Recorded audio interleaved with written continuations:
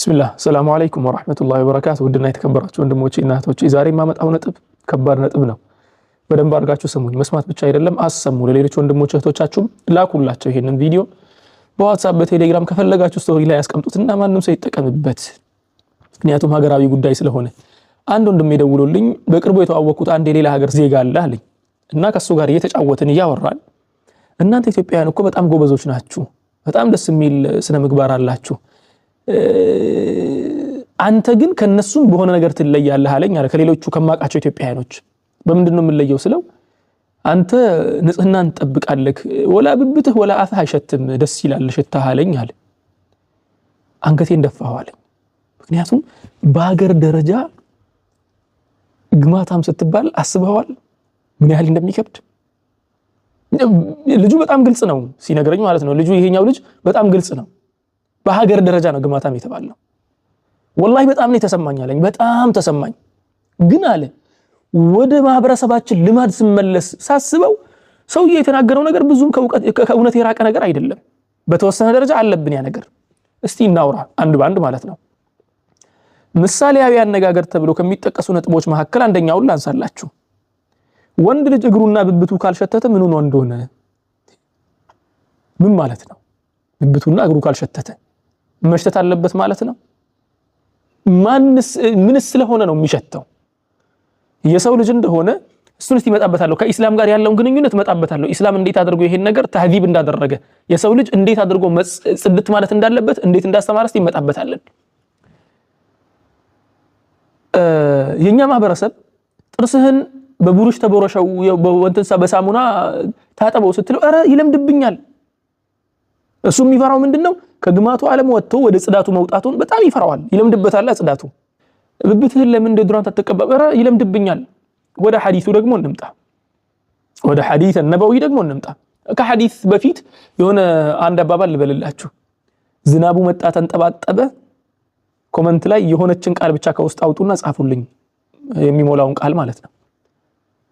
እኛ ሙስሊሞች እንደዚያ ተብሎ ስንሰደብ የነበርን ማህበረሰቦች ነን። ጽድት ስላልን ብቻ በጽዳታችን የተሰደብን ገራሚ ህዝቦች ነን። ጽድት ስላልን ዝናቡ መጣ ተንጠባጠበ እንትን አጠበ ተብሎ እንሰደብ ነበር። which is ትክክለኛ የመጸዳዳት ስርዓት ሆኖ ሳለ እኛ የምናደርገው ነገር። ያ ማህበረሰብ ግን አሁን ወዴት እየሄድን ነው? ምን አይነት ነገር ውስጥ እየገባን ነው? ወደ ሸሪዓው እንምጣ እስቲ። አሁን የተናገርኩትን ነጥቦች ሁለቱን ነጥቦች ጥርስና ብብት የሚለውን ነገር እስቲ ላንሳና ልናገርበት። ምክንያቱም ሐዲስ ላይ ሁለቱም ተጠቅሷል። የጥርስም ተነስቷል፣ የብብትም ተነስቷል። ያ ብቻ አይደለም ሌላም ቦታ ተነስቷል። እናውራበት። ነብያችን ሰለላሁ ዐለይሂ ወሰለም አብዱላህ ብን ዑመር ባስተላለፉትና ቡኻሪ በዘገቡት ሐዲስ ላይ خمس من الفطرة ወይ ደግሞ በሌላው ሪዋያ ላይ الفطرة خمس ብለው ተናገሩ። የሰው ልጆች የተፈጠሩበት ፊጥራ የሚባለው ነገር ወይ ደግሞ አላህ Subhanahu Wa Ta'ala ነቢያቶችን የላከበት የመጀመሪያው መነሻው ፖይንቶች ወይ ደግሞ አስተምህሮቶች መካከል ትላልቅ 5 ነገሮች አሉ አሉ። እነዚህ 5ቱን ነገሮች መለስ ብላችሁ ብትመለከቱ በሚገርም ሁኔታ 5ቱም የንጽህና አጠባበቅ ዘዴዎች ናቸው። ተግባባን? የብብት ጸጉር መነቀል እንዳለበት፣ ጥፍር መቆረጥ እንዳለበት፣ ታችኛው ጸጉር መላጨት እንዳለበት። ከዚህ አለፍ ስንል የብብት ነገር መጣ። የብብትን ጸጉር መንቀል ለምንድነው ሲባል የብብት ጸጉር የሚነቀለው ብብት ጸጉር ሲኖረው መጥፎ ሽታ እንትን የማለቱ እድል በጣም ሰፊ ነው፣ ከፍተኛ ነው። ስለዚህ ኢስላም እንዴት አድርገን ጽድት ብለን በጥሩ ሽታ መንቀሳቀስ እንዳለብን አስተማረን። እኛ ደግሞ ምንድነው ይለምድብኛል። ግማቱ ከሚለምድብን ኢስላም ይልመድብን። ተግባባን? ግማቱ ከሚለምድብን ሱናው ይልመድብን። ሱናው ጽድት ማለት ነው። ሱናው ጥሩ ሽታ ነው። ወደ ሽቶ ደግሞ እንምጣ።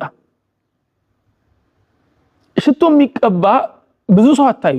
ያንን ደግሞ ነብያችን ሰለላሁ ዐለይሂ ወሰለም ሲናገሩ ምንድነው ያሉት?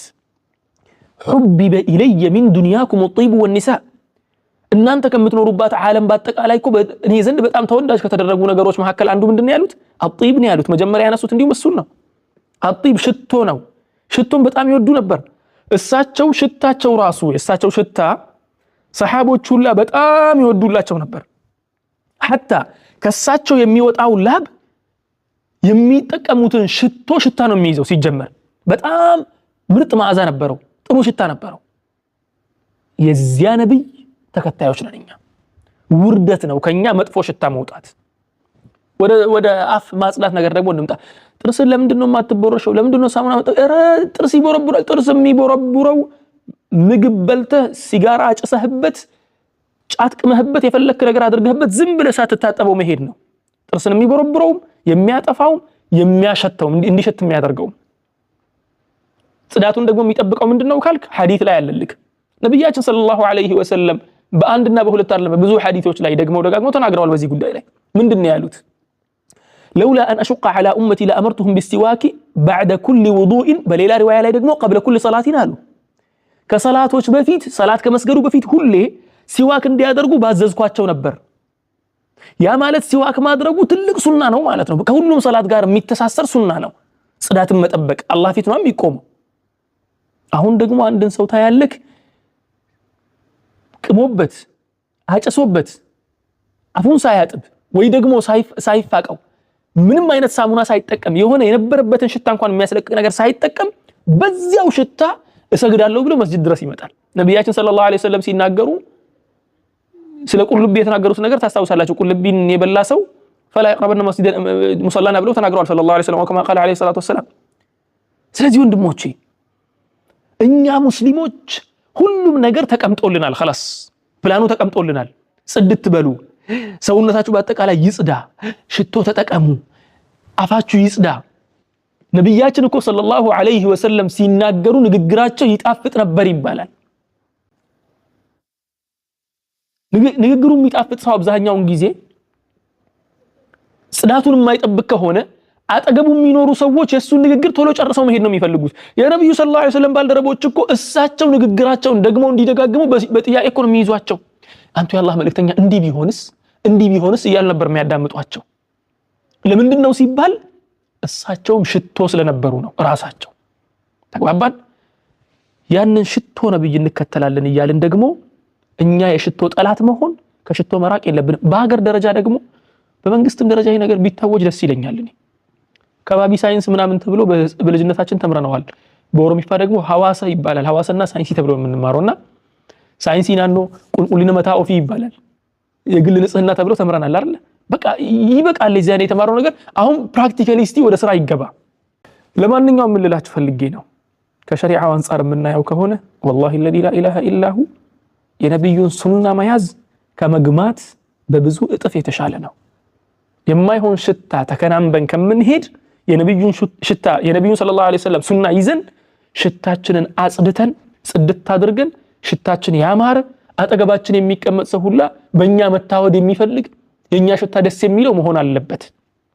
የሆነ ቦታ ስንሄድ ምን አይነት ሽቶ የተቀባኸው ተብለን መጠየቅ አለብን እንጂ እንዴው አፉን በዘጋልን የምንባል አይነት ሰዎች መሆን የለብንም። ልላችሁ ነው የመጣሁት።